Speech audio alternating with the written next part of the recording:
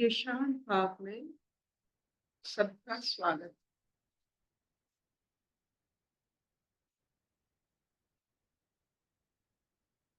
आगे पढ़ते हैं वैशाली जी। हरिओम अर्पिता।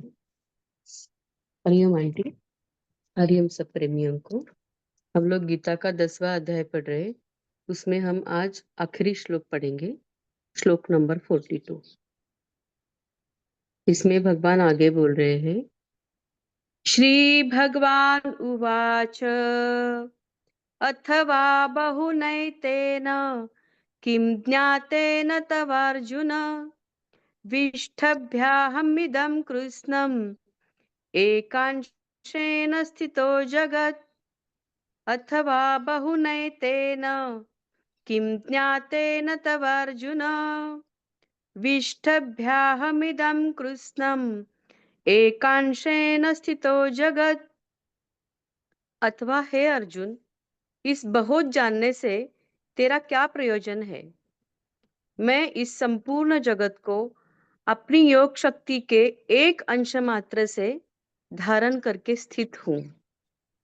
ओम तत्सद इति श्रीमद्भगवद्गीतासु उपनिषत्सु ब्रह्म विद्यायां योगशास्त्रे श्रीकृष्णार्जुन संवादे विभूति योगो नाम 10मोऽध्यायः। हरि ओम।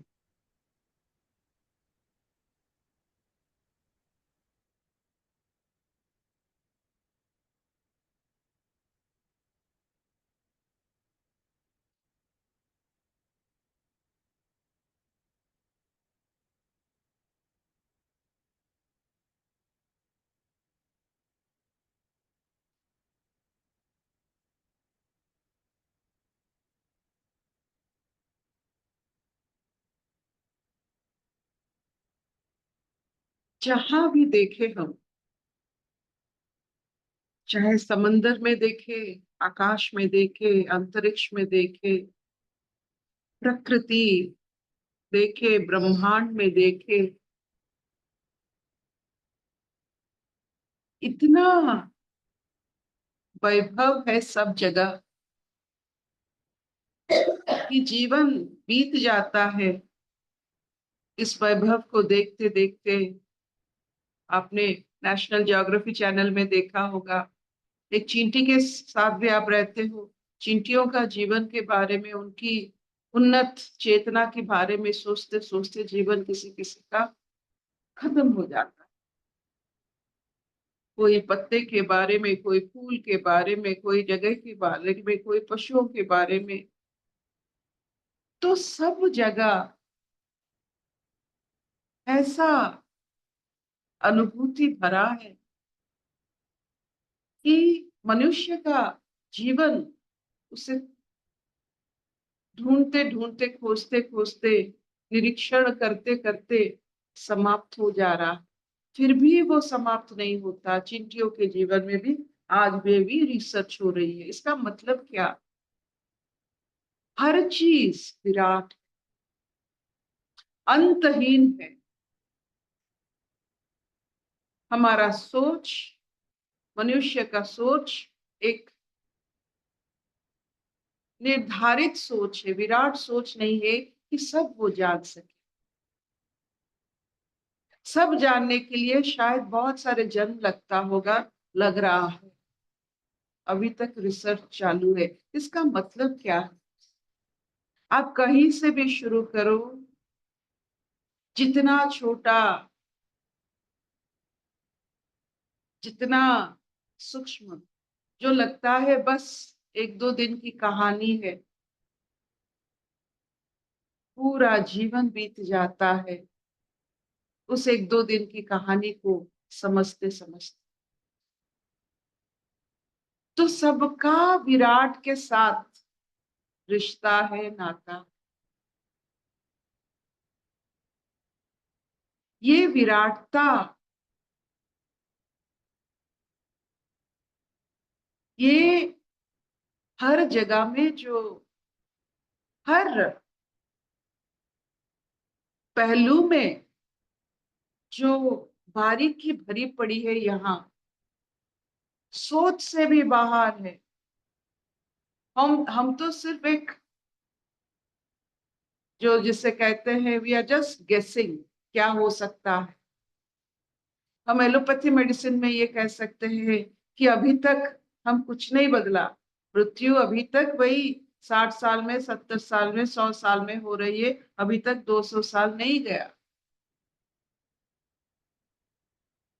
अभी भी आप देखो इतने सारे चेतनावान लोग काम कर रहे हैं, फिर भी कुछ नहीं मालूम, अभी भी लोग मर रहे हैं, किसी का भाग्य नहीं बदल रहा है। हाँ, सचमुच ये सोचने वाली बात है कि समूह भाग्य बदल गया है कि स्मॉल पॉक्स नहीं हो रहा है, लेकिन मृत्यु सबके घर घर में है। मृत्यु का कारण चाहे बदला हो, लेकिन मृत्यु अभी तक वैसा ही दंड होकर हमारे सामने अभी भी वैसा ही है जो 10,000 साल पहले।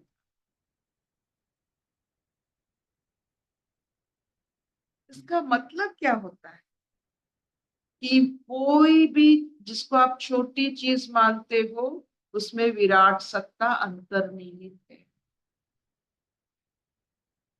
कोई भी आप, ये सामान्य है, यहाँ कुछ भी सामान्य नहीं, यहाँ सब असामान्य। ये आपकी नजरिया है, किसको छोटा किसको बड़ा मानते हो, लेकिन जान लो यहाँ सब विराट सत्ता से जुड़े हुए।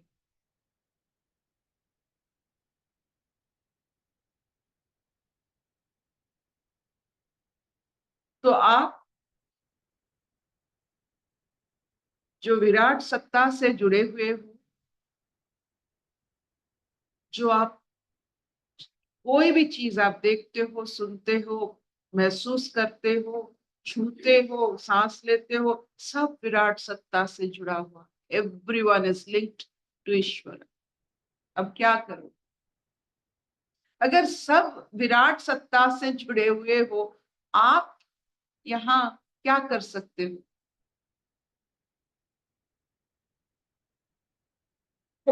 Don't disturb anyone.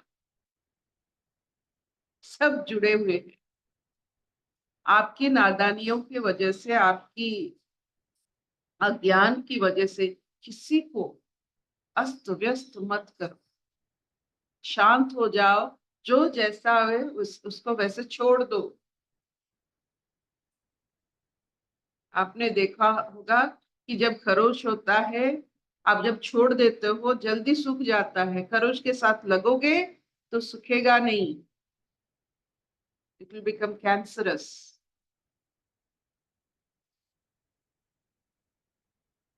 आपके मंद बुद्धि के कारण डोंट स्पॉइल द गेम।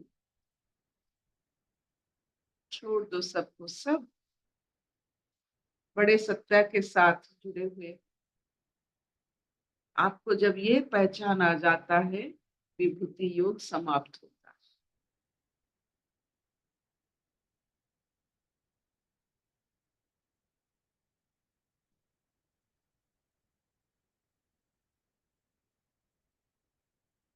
क्या इतना चलेगा?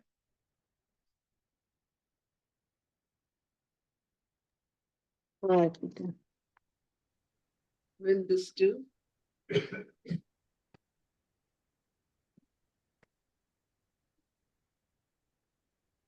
सामान्य से सामान्य, मूर्ख से गजमूर्ख जिसे कहते हैं, जिसको हम मूर्ख मानते हैं, सब विराट सत्ता के साथ जुड़े हुए।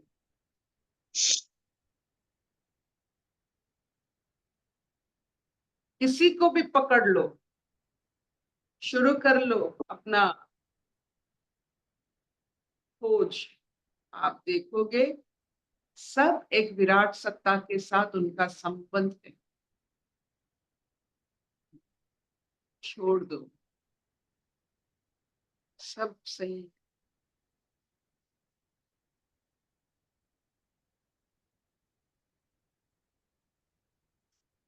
यही विभूति योग।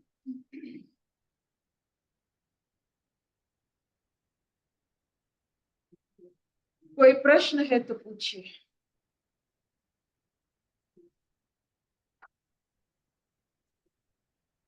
अगर हम लोग डिजिटली नहीं होते तो आसपास होते तो भी कोई भी योग समाप्त होने से एक जोरदार खाना पीना जरूर होता। तब विभूति योग जब खत्म हो रही है, अपने घर में रसोई में अच्छे पकवान बनाइए और खाइए। ईट। खाना एक ऐसी चीज है जो 5 इंद्रियों को एकाग्रत करता है। रामकृष्ण परमहंस कभी भी कुछ प्रवचन देते और उसके बाद अपने पत्नी को जाकर पूछते कि आज खाने के लिए क्या बनाए हो। पत्नी हर दिन उनकी ये खाने की लालच समझकर पूछा कि आप इतने बड़े इंसान हो, खाने के लिए इतना क्यों तत्पर रहते हो, हर वक्त पूछते हो अभी खाने के लिए क्या है। जब इतना सूक्ष्म हो जाते हो तो वो स्थूलता में रहने के लिए कोई संबंध जरूरत है। खाना वो संबंध है जो आपको स्थूलता में रखती है और आपको मनुष्य योनि में और ये जो जीव योनि में आपको, नहीं तो जब सूक्ष्म चेतना आ जाती है पता ही नहीं चलता है। ये खाना स्थूल योनि में, स्थूलता में आपको रखता है, इसीलिए स्थूल की जो अनुभूतियां हैं वो जरूरी होती है। जैसे पतंग आपने देखा है सूक्ष्म में उड़ता है, लेकिन जब तक स्थूल में उसका जो लकड़ी जो उसमें अगर उसका रहता है तब वो ठीक उड़ता है। उसे काट दो वो कटी पतंग हो जाता है। स्थूल जरूरी है, खाना जरूरी है। संसार में क्या चल रहा है जानना जरूरी है। सब कुछ जरूरी है।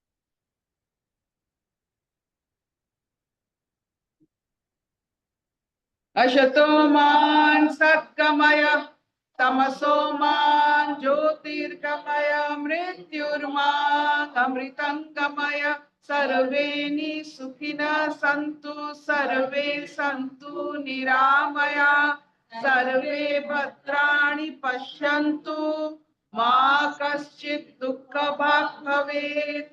ओम शांति शांति शांति। क्या इतना चलेगा? Understood? हाँ मामा। कोई प्रश्न?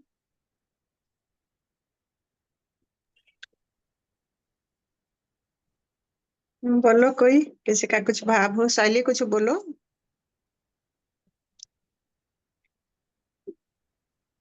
दीदी देखते देखते हमने 10 चैप्टर्स खत्म कर लिए गीता के।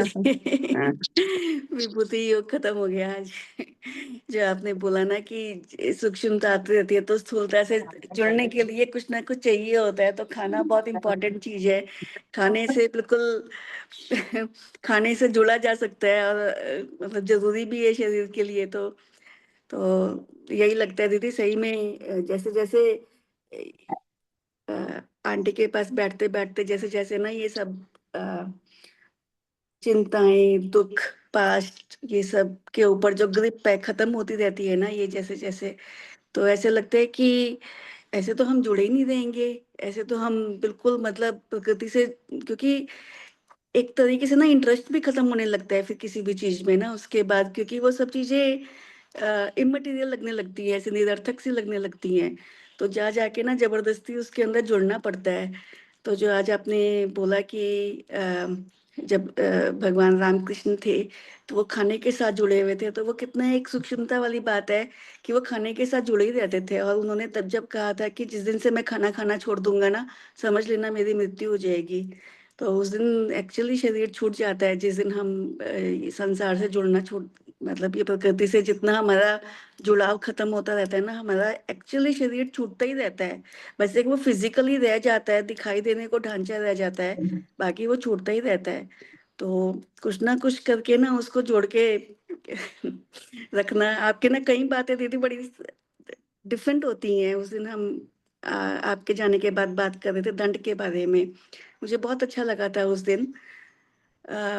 आपने बोला था मैं मतलब इन माय होल एग्जिस्टेंस में ना मेरुदंड को जो हम दंड देते हैं, जो जो राजा लोग दंड देते थे, उससे कभी भी कोरिलेट नहीं कर सकती थी कभी भी। लेकिन जब आपने बताया ना कि ये दंड जो होता है ये बैलेंस होता है, बेसिकली कुछ भी बैलेंस करने के लिए जो भी चीज चाहिए उसको दंड कहते हैं। तो शरीर को बैलेंस करने के लिए जो चीज चाहिए उसको मेरुदंड कह दिया।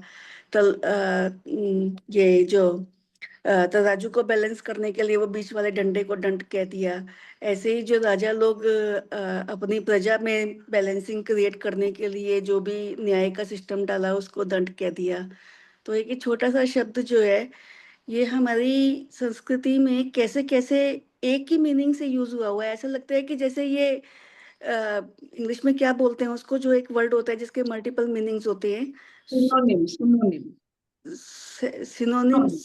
सिनोनिम्स नहीं, सम फोन्स करके ऐसे कुछ बोलते हैं। सिनोनिम्स मींस अनेकार्थी शब्द, अनेकार्थी शब्द, अनेकार्थी शब्द। तो ऐसा लगता है कि जैसे ना ये जो दंड है ना ये अनेकार्थी, होमोफोन्स। ऐसा लगता है कि जैसे ये ना ये दंड शब्द जो है ये अनेकार्थी शब्द है, लेकिन ये एक ही अर्थ है। और वही हमारे संस्कृति में सनातन धर्म में कैसे अलग अलग जगह पर यूज हुआ है ना, ये उस दिन मेरे लिए बहुत ही खूबसूरत एक्सपीरियंस था कि किस तरह से हमारे ऋषियों की सोच कहाँ कहाँ तक जाती है और वो कितना सूक्ष्मता से एक एक चीज का नाम रखे हैं ना। हमको लगता है कुछ भी रख दिया, मेरुदंड कुछ भी रख दिया नाम, लेकिन हर एक नाम के पीछे, हर एक चीज के पीछे कितना उनका सोच रहा है, कितना उन्होंने ध्यान ध्यान से एक एक चीज को देख देख के रखा है ना। तो वो बहुत दीदी ये विभूति योग में बहुत समझ में आया ये ना, जगह जगह जब बोला ना आपने, जब भगवान ने बोला कि मैं हिमालय की तरह हूँ, या जब भगवान ने बोला कि मैं स्त्री में कांति हूँ या दंड हूँ, न्याय में दंड हूँ, ये सब काफी चीजें दीदी ये विभूति योग में ना ऐसे समझ आई बहुत बारीकी से। और ये भी समझ आया कि हमारे ऋषि मुनियों की सोच हम तो सोच भी नहीं सकते थे, ये जो जहाँ तक भगवान अपनी विभूतियों की चर्चा कर रहे हैं। तो इसीलिए वेद व्यास चिरंजीवी है, सप्त चिरंजीवी में वेद व्यास भी है। जी वो जीवित रहते हैं, उनकी कलाकृति उनकी सोच की वजह से अभी तक जीवित है। जी। और जो आप ये बोलते हो ना दीदी, जब आप और प्रभा आंटी जो बोलते हैं ना दीदी, उससे ना मुझे ना सब कुछ समझ आने लग गया है इजीली। जैसे आपने बोला कि अग्नि देवता है, वायु देवता है। वो देवता इसलिए होते हैं क्योंकि उनके अंदर एक एक एक एक काम करते हैं वो, लेकिन वो निर्दिष्टता। निर्दिष्टता होती है निर्दिष्टता होती है उनकी, एक ही काम करते रहते हैं, वो एक ही काम करते रहते हैं और वो उससे डाइवर्ट नहीं होते। मतलब कुछ भी हो जाए, कुछ भी एक्सटर्नल इंटरनल परिस्थितियां हो, लेकिन वो करते रहेंगे। जैसे पानी बहता ही रहेगा, पानी पानी का ऊपर का तल समान। नॉट चेंज इट्स प्रॉपर्टी, इसीलिए विश्वास बढ़ता है। जो एक ही जैसा रहता है उस पर विश्वास बढ़ता है, उसे हम देव देवी कहते हैं। जी। तो तो उस तो उसको हमने देव देवी कहा, जिसके ऊपर जो अपना स्वभाव नहीं छोड़ता उसको हमने देव देवी कहा। और उसकी फिर हमने पूजा भी की, और ये एलिमेंट्स हम प्रकृति से निकाल के लेके आए। और मतलब ऐसे करके ना दीदी मुझे आपके साथ बैठ के ना ये नेचर के बारे में बहुत कुछ समझ में आता है, बहुत डिफरेंट डिफरेंट एंगल से भी समझ में आता है ये ना, कि ये कैसे this is analysis of this whole existence जो हमारे अराउंड है वो। तो ना ऐसा एक अजीब सा कॉम्बिनेशन है, प्रभा आंटी के साथ हम अंदर अंदर अंदर जाते रहते हैं, अपना सबकॉन्शियस क्लीन करते रहते हैं। और आपके साथ बैठ के ना हम बाहर प्रकृति को समझते रहते हैं, कभी समाज के बारे में बात कर रहे हैं, कभी परंपराओं के बारे में बात कर रहे हैं, या कभी ऋतुओं के बारे में बात कर रहे हैं, पर्व के बारे में बात कर रहे हैं, उल्लास के बारे में बात कर रहे हैं, कभी धरती मेनिस्ट्रेट होती है इसके बारे में बात करते हैं। तो तो थैंक यू दीदी, थैंक यू। बहुत बहुत बहुत कुछ सीखने को मिला आपसे, बहुत कुछ दीदी। Thank you so much. Thank you. Hariom.